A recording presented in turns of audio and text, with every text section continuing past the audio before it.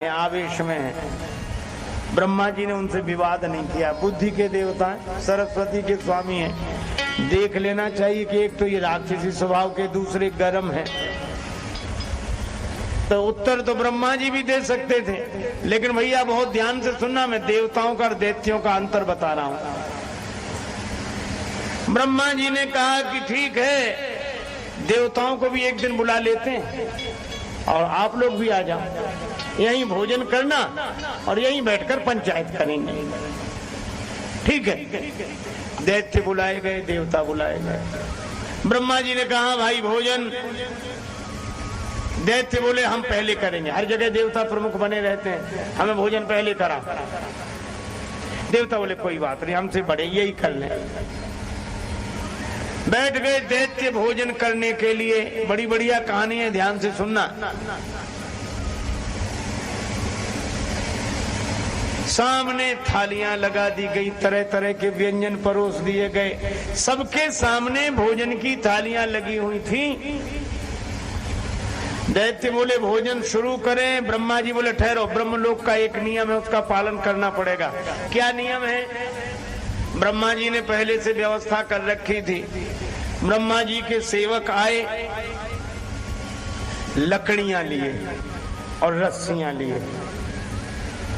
दैत्यों से कहा अपने दोनों हाथ आगे बढ़ाओ। सबने ऐसे हाथ आगे बढ़ाए और वो क्या करें, वो लकड़ियां ऐसे लगावे और रस्सी से बांध दें। सबके हाथों में लकड़ी लगाकर रस्सी बांध दी।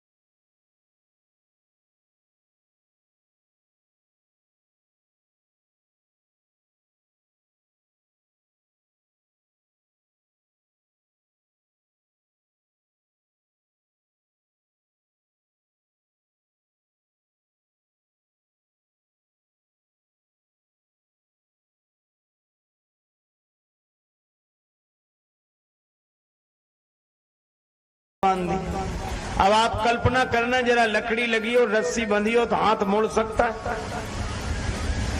और फिर कहा कि भोजन शुरू करो। कैसे किया होगा भोजन भगवान जाने। कि हाथ ऐसे आगे तो बड़े मुड़ नहीं सकते थे, क्योंकि उस पर लकड़ी लगाकर रस्सी बांध दी गई थी। और कहा कि भोजन करो। आप कल्पना करो आपके साथ अगर ऐसा हो, कर सकते भोजन? जैसे उन्होंने लड्डू उठाया, अब लड्डू उठा के ऐसे ले जा रहे। अब मुंह हाथ तक नहीं पहुंचता, हाथ मुंह तक नहीं पहुंचता, मुड़ ही नहीं सकता। तो राक्षसों ने एक युक्ति सोची, ऐसे ले गए और लड्डू ऐसे ऊपर से ऐसे और मुंह खोला नीचे से। अब उसको छोड़ा। तो जरूरी है कि लड्डू मुंह में ही जाए। कभी नाक पे गिरता, कभी ठुड्डी पे गिरता, थोड़ा बहुत मुख में गिरता। आप कल्पना करो जब लड्डू की ये हालत है तो दाल साग पूड़ी का क्या हुआ होगा। दाल कैसे गिरा है और पूड़ी कैसे ऊपर से गिरा है। और दाल साग गिराए, भूखे थे बेचारे, कपड़ों पर गिरे, कपड़े खराब हो गए, बुरी हालत हो गई, पेट भरा नहीं, भूखे थे, बहुत क्रोध आया। लेकिन नियम था, क्या करें। कुछ लोग बोले देवताओं को दे। ब्रह्मा जी बोले हो गया भोजन। रात हो गया ठीक है, देवताओं को भी कराओ और उनके लिए भी यही नियम होना चाहिए। ब्रह्मा जी बोले है ही नियम, उनके लिए भी यही है।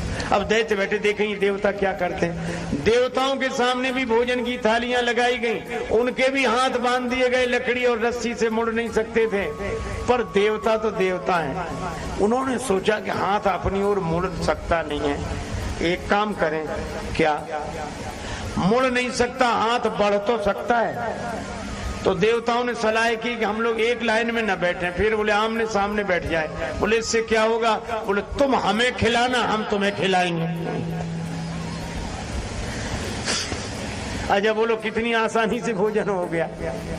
जरूरी कि हम अपना हाथ अपनी तरह मोड़े? नहीं मोड़ रहा, कोई बात नहीं, जिधर बढ़ रहा है हम उसी को खिलाएंगे। और जब हमारा हाथ उसके लिए बढ़ेगा तो उसकी भी मजबूरी होगी कि उसका हाथ भी हमारी ओर बढ़ेगा। देवताओं ने बड़े प्रेम से भोजन किया। दैत्य पछताते रह गए कि हमें ये अकल क्यों नहीं आई। उसके बाद बोले पंचायत हो जाए। क्या विशेषता है देवताओं की?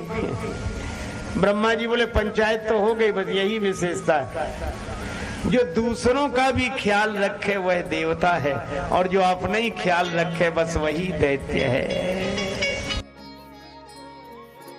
पीने का आप देखो, जानवरों तक के नियम है,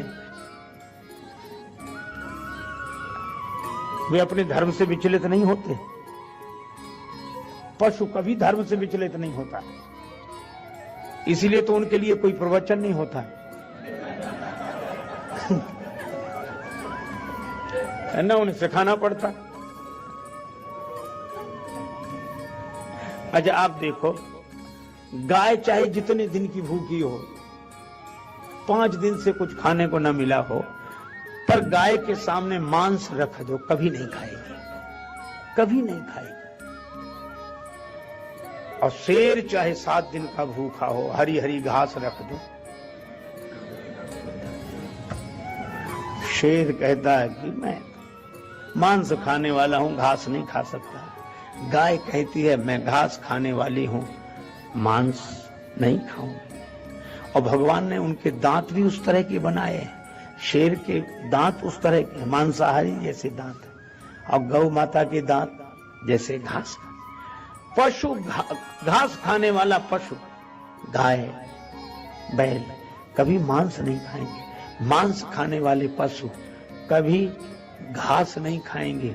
एक आदमी ऐसा है, चाहे जो खिला ले, घास खा जाए, मांस खा जाए, और समझाओ तो आपकी खोपड़ी खा जाए।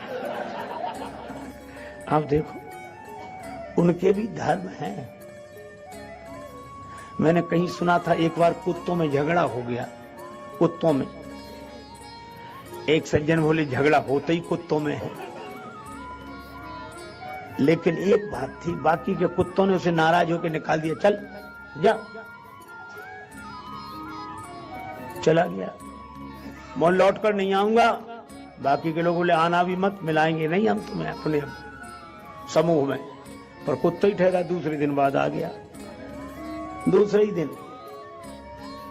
तो बाकी के कुत्तों ने डांटा कि फिर तू लौट कर आ गया, अरे कलुआ जा, चला जा यहां से, अरे दल बदल हुआ, और तेरे लौट आने से हैरान हैं हम, और तुझे फिर दल में रख ले, क्या इंसान हैं हम आदमी हैं जो ऐसा करें? हम पशु हैं, हमारा भी धर्म है सिद्ध। अब तो किसी का कोई धर्म नहीं, न सोने का धर्म, न जागने का धर्म, न खाने का धर्म, न पीने का धर्म, न पहनने का धर्म, न पंथ सोई जो यही मन भावा, जिसे जो अच्छा लगे बस वही रास्ता है। तो भगवान ने कहा कि जब सब मनमुखी हो जाए तो धर्म के अनुसार चलेंगे कैसे? तो भगवान धर्म की स्थापना के लिए आए।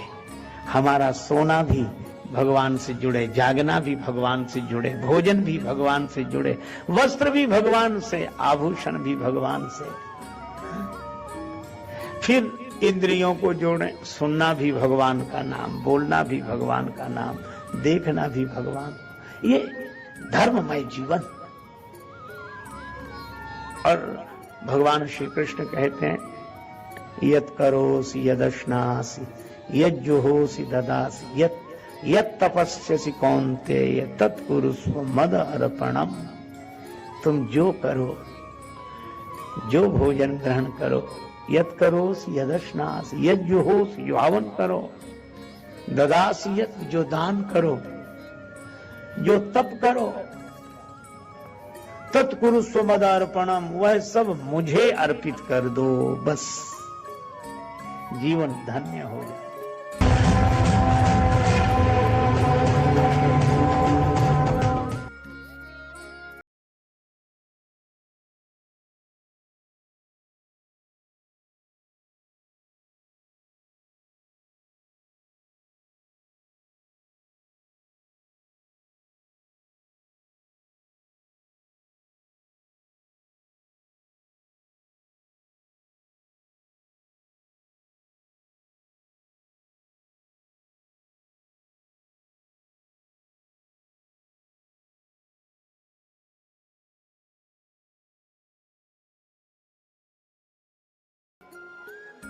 तो पानी के ऊपर तैरता है घी तेल, तो पानी से हल्का घी तेल, और फिर घी तेल में जो सिके पूड़ी पराठा वो उससे भी हल्का। अब वो बोलो ऐसा हल्का भोजन करे।